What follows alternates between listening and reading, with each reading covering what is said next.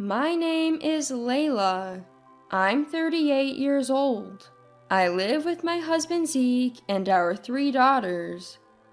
I've been estranged from my family for about 20 years now. I had parents and an older sister named Melissa. From the outside, we looked like a close-knit family. But the truth is, I was the one who felt isolated. I've always been shy and introverted, and I'm not particularly striking in appearance. I struggled to stand out and had only a few friends during my school years. On the other hand, my sister was outgoing and surrounded by friends thanks to her good looks. My parents seemed to be proud of her. They favored her over me in many ways. For instance, when we were shopping for hair accessories, I said, "I want the pink one." But Melissa threw a fit, saying, "I want the pink one too. It looks better on me than on Layla." My parents told me to give in, saying, "Let your sister have it. We'll buy you the blue one." Melissa always got new stuff while I got her hand-me-downs.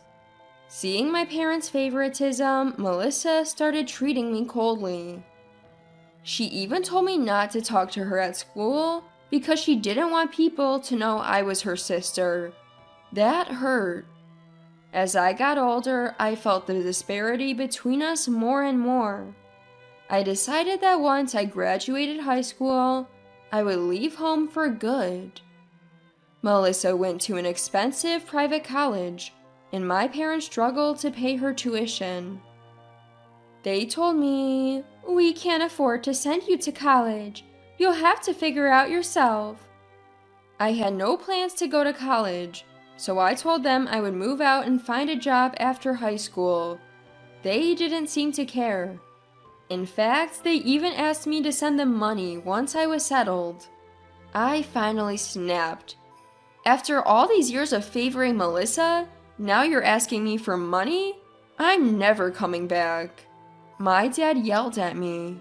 "After all we've done for you, how dare you talk back? You're dead to us." I left home right after graduating high school, taking only a few belongings. I had only a small amount of money saved up from my part-time job. I felt overwhelmed, but I was determined to never go back. I managed to build a life for myself in a new place. The company that hired me right after high school didn't pay much, but the people were kind and supportive.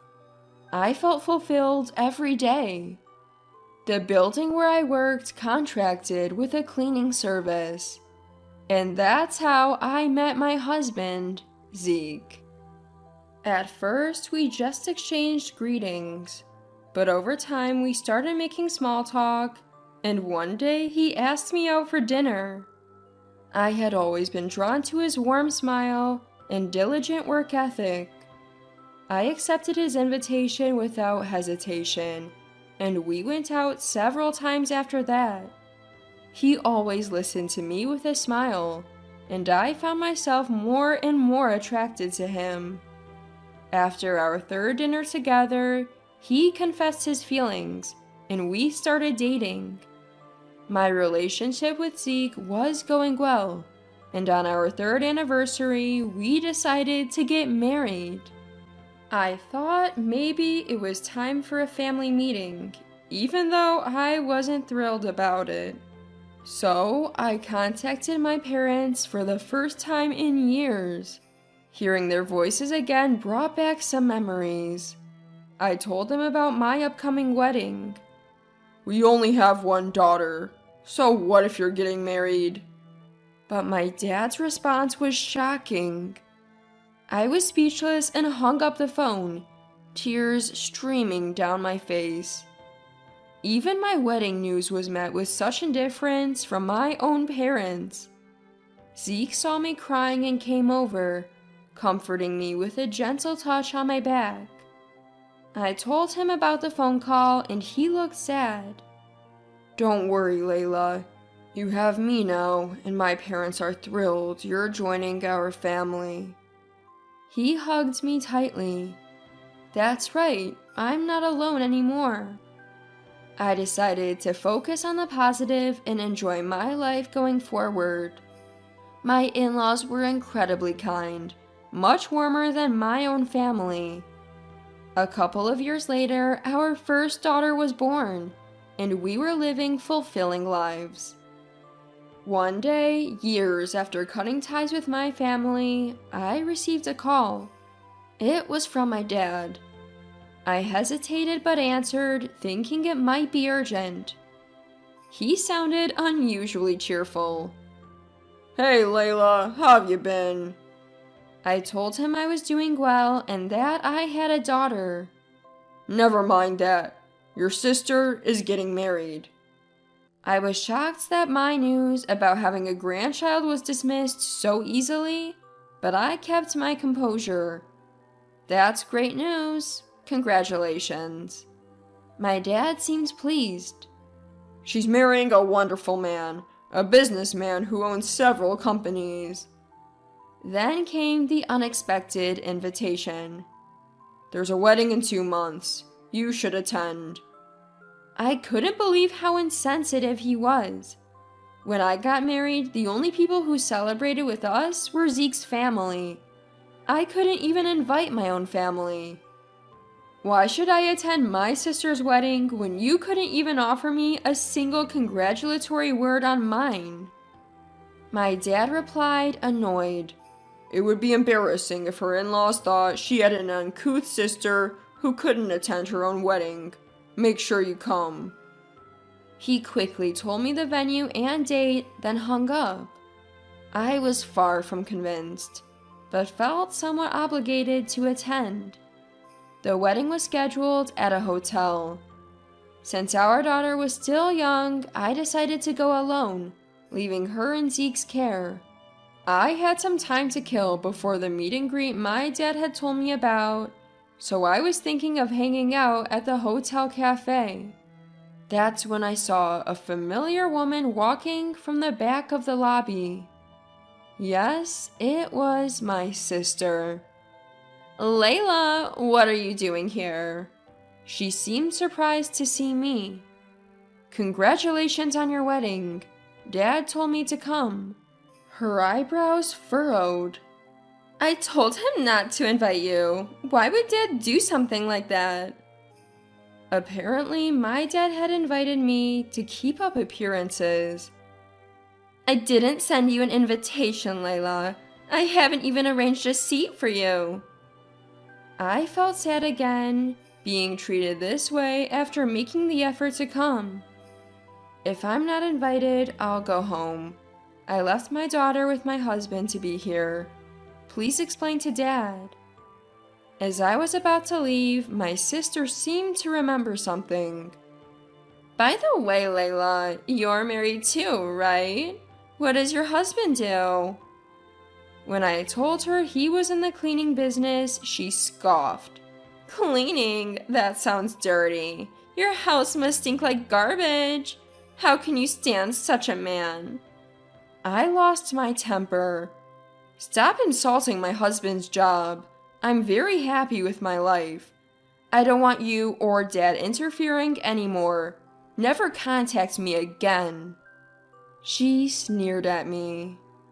"I wouldn't want to be family with someone who smells like garbage. We're strangers now and will remain so. I won't bother contacting a stranger." I stormed out of the hotel, and only then did I notice my makeup was ruined by tears. I had traveled 2 hours to the venue, only to leave within 30 minutes. When I got home, my husband and daughter greeted me with smiles, and I broke down again. Seeing my face, my husband seemed to understand. "You're home, Layla. This is where you belong," he said, hugging me. Our young daughter smiled at me, and their warmth made me cry out loud. I hugged them back. I decided to forget about my dad, mom, and sister. My family is right here. That thought helped me return to my regular life. 10 years passed and I gave birth to 2 more daughters, making me a mom of 3. I had left my job after my first daughter was born, but returned to work at the same cleaning company as my husband when things settled down. One day, while doing a big year-end cleaning at the office, I came up with an idea for a cleaning tool. I casually mentioned it to my husband at home, and he loved it. The idea quickly spread within the company, and they decided to turn it into a product. I was actively involved in the project, and the cleaning tool, packed with insights from a homemaker's perspective, was a big hit. It became a hot topic online and in magazines, and for a while we couldn't keep up with the demand. The business grew so much that we decided to create a subsidiary for the manufacturing and sales of cleaning products. And guess what? I was chosen as the CEO of the new company. With strong support from everyone, the company has grown into a $10 million business. I'm busy with work, and sometimes household chores take a back seat. But my husband and daughter support me, and we're living a busy yet happy life. However, something happened that would change all of this. The other day, a TV segment featuring me aired. It was a 20-minute segment on a lifestyle show covering my background and how I came up with my product. Thanks to that, inquiries increased, and I was busier than ever. One day I arrived at the office and was handed a note with a callback number. Someone had tried to reach me. I thought it might be another interview request, but when I looked at the number, my breath caught. It was my sister. I had blocked her and my parents' numbers after the wedding fiasco. She must have called the office. Seeing my success on TV, she chose this moment to reach out. I was wary. I debated calling her back, but decided to do so to avoid further disruptions at work. "Layla, long time no see." Annoyed by her casual greeting, I asked what she wanted. "You seem to be making good money now. How about helping us out a bit?" I was even more irritated. Why would I do that now? She retorted, "Don't act so high and mighty just because you're successful. My husband can make way more money than you if he had the capital, so give us some investment money." There's no reason for me to invest in your husband's business. Don't call me again. I hung up furious. The call drained me emotionally, bringing back unpleasant memories. Just as I was trying to refocus on work, another call came in. This time, it was Dad. "Why won't you help your sister financially? She's your only sister," he yelled as soon as I picked up. "Have you forgotten what happened at the wedding? After all that, you expect?" He cut me off. "Stop bringing up the past. That's why you're so gloomy." I was dumbfounded by his audacity. "My family consists of my loving husband and daughters. You're not my family anymore. Goodbye." I hung up, ignoring his protests. I thought that was the end of it, but I was wrong. My parents and sister showed up at my office. The receptionist was flustered as she came to get me. "Showing up at my workplace is beyond inappropriate. Leave." But Dad said, "Come on, we're family. Let's continue our conversation from the other day." Not wanting to cause a scene at work, I contacted my husband and we decided to meet them at home. The tension was palpable as both families gathered. "I hate to be blunt, but you're here to ask for money, right? I don't have a single dollar for you." I took the lead. They laughed as if I was a joke. "We're your blood relatives, Layla. If you're making money, we have a right to some of it," my sister said, and her husband nodded. With some financial help, I can run a business much more successfully than you." My brother-in-law spoke down to us. His rudeness on our first meeting confirmed he was cut from the same cloth as my sister and parents. "The only connection I have with you is blood. I have no reason to help someone who's essentially a stranger to me." I tried to keep my voice steady, but anger made it quiver. "Then let's stop being strangers from today. We'll be family again," my sister said, almost mockingly. Just as I was about to retort, my husband gently placed his hand on my shoulder and stood beside me. "Layla is already part of our family. We don't need you to be happy. In fact, aren't you the ones who need us?" He spoke calmly but firmly, looking straight at my parents and sister. "Shut up! You're just a janitor, right? Surrounded by garbage all day, and you dare to act superior? My husband is a businessman, not like you," my sister yelled, her face red. My husband replied, "Don't belittle janitorial work.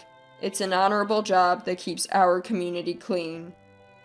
"Zeke is the CEO of the parent company of my business," I added. My sister screamed in surprise. "What? Layla, you never mentioned. I thought he was just a janitor." Seeing the shocked faces of my parents and sister, I couldn't help but laugh. He wasn't the CEO when we got married. It was originally his father's company. Their faces turned sour. My husband continued, "And if your husband is such a great businessman, he shouldn't need our financial help." My sister and her husband tried to respond, but were at a loss for words. I took a deep breath and said, "This is the last time we'll talk. We're fine being strangers. If you make a scene, I'll call the police." They glared at me, but my husband stepped in front of me and stared back. They left without another word. Later, my husband shared some surprising news. His company had business dealings with my brother-in-law's company. He decided to cut all ties.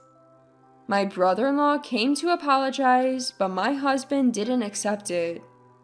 It seems that brother-in-law's company, which lost its business partners, was unable to survive and went bankrupt. Struggling with massive debt, my sister and her husband eventually divorced. Moreover, my dad, who had been receiving financial help from them, had prematurely retired without consulting anyone. Now he couldn't find a job due to his age. My parents' marriage was also on the rocks. My sister, now divorced and back at our parents' home, was barely making ends meet with a part-time factory job. As for me, my work is going well, and my family is happy. We're planning a long family vacation with my in-laws. I'm grateful for the happiness I have and plan to cherish every day.